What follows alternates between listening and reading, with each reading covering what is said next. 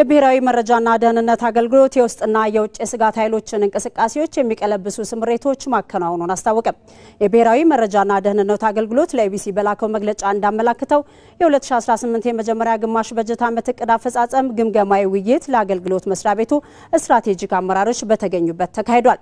በመድረኩም የብሔራዊ መረጃና ደህንነት አገልግሎት በ2018 በጀት ዓመት አስቀምጧቸው የነበሩ ሀገራዊ የጸጥታ ሁኔታን የማጽናት የታላቁ የኢትዮጵያ ህዳሴ ግድብ ምረቃን ጨምሮ የአደባባይ ክብረ በዓላት እንዲሁም ሀገራዊ አህጉራዊና ዓለም አቀፋዊ ኩነቶች በሰላም እንዲጠናቀቁ የማድረግ የተቋማዊ የሪፎርም አጀንዳዎችን የመከለስና ለሀገራዊ ምርጫው ስኬት የሚረዱ ዝግጅቶች በላቀ ደረጃ የተፈጸሙ መሆናቸውን በመግለጫው ተመላክቷል። ከሌሎች የጸጥታ ተቋማት ጋር በመሆን በተከናወኑ ስምሪቶች በሀገር ውስጥ የሚንቀሳቀሱ የስጋት ኃይሎችን በማዳከም ረገድ መሰረታዊ ለውጥ የተመዘገበ መሆኑን በመግለጫው ተመላክቷል።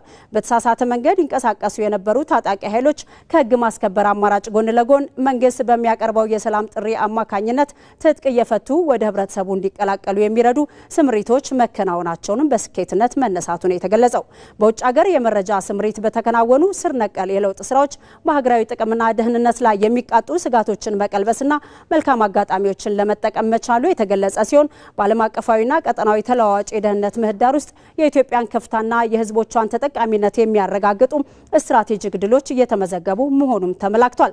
በግማሽ የበጀት ዓመቱ ተቋሙ የተሰጡትን የመረጃ የደህንነትና የስነ ልቦና ጦርነት የተልእኮ ስራዎች በላቀ መንገድ የመፈጸም አቅሙ በከፍተኛ ሁኔታ ማደጉም ተመላክቷል።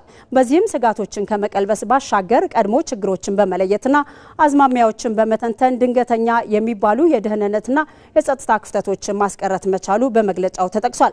አሁንም ሰላምና ጸጥታ የማጽናት ሂደቱ ያልተዋጠላቸው የውስጥና የውጭ ኃይሎች የፈጠሩት ግንባር እንዲሁም ቀጠናውን የኃይል አስተላለፍ ፍጥጫ በማድረግ ረገድ የሚታዩት እንቅስቃሴዎች ተግዳሮቶች መሆናቸው ተመላክቷል። ይህንን የሚቀለብስ ተቋማዊ ዝግጁነት መገንባቱም ነው የተገለጸው። በተቋሙ የተከናወኑ የሪፎርም ስራዎች ተልእኮን በላቀ ደረጃ ለመፈጸም መሰረት መሆናቸውን የጠቀሰው መግለጫው ወቅታዊና የመጪውን ዘመን የደህንነት ስጋቶች ታሳቢ ባደረገ መልኩ አዳዲስ የሪፎርም አጀንዳዎች በመቅረጽ ውጤታማ ተግባር እየተከናወነ መሆኑን አብራርቷል። አገልግሎት መስሪያ ቤቱ ባለፉት 6 ወራት ሀገራችን በ2018 የምታካሂደው 7ኛው ጠቅላላ ሀገራዊ ምርጫ ታሳቢ በማድረግ እቅድ አውጥቶ ሲዘጋጅ መቆየቱ በግምገማው ተጠቅሷል። ምርጫው ሰላማዊና ዴሞክራሲያዊ ሆኖ እንዲጠናቀቅ የብሔራዊ መረጃና ደህንነት አገልግሎት በሕግ የተሰጠው ኃላፊነት ለመወጣት በምርጫ ሂደት ሊያጋጥሙ የሚችሉ የስጋት ምንጮችን ለመለየት የዳሰሳ ጥናት አካሂዷል። በዳሰሳ ጥናቱ የተለዩ ስጋቶችን ለመቀልበስ በሰው ኃይል፣ በቴክኖሎጂ፣ በስልጠናና በስነ ልቦና ዝግጅት እየተደረገ መሆኑም ተመላክቷል። የብሔራዊ መረጃና ደህንነት አገልግሎት ለኢቢሲ በላከው መግለጫ በሚቀጥሉት ወራት የሚከናወኑት የአፍሪካ ህብረት ጉባኤና ሌሎች ትልልቅ ኩነቶች እንዲሁም ጠቅላላ ሀገራዊ ምርጫ ያላንዳች የጸጥታ ችግር እንዲከናወኑ በተሟላ የሰው ኃይል የቴክኖሎጂና የሎጂስቲክ ቁመና ላይ እንደሚገኝ በግምገማዊ ውይይት መድረኩ መግለጹን አስታውሷል።